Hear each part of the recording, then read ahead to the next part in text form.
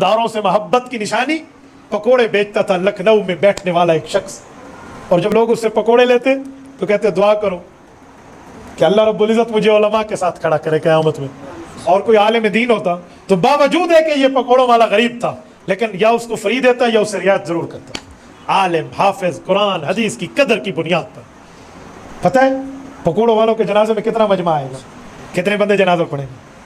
جس دن مولانا عبداللہ لکھنوی رحمہ اللہ کا انتقال ہوا، آپ سوانے اٹھا لیں حضرت لکھنوی کی، عین اسی دن اس پکوڑوں والوں کو بھی انتقال ہوا، اور دونوں کا جنازہ لاکھوں مسلمانان ہند نے اکٹھا پڑھا ہے، لاکھوں مسلمانان ہند نے۔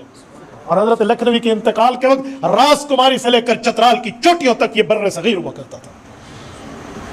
میرے دوستو، یہ علماء کے ساتھ دنیا کی محبت کی بات ہے۔ تو میں بات کر رہا ہوں کہ اپنے اوقات، اموال اور اپنی اولاد یہ ان اہل دین پر قربان کرنا سیکھو۔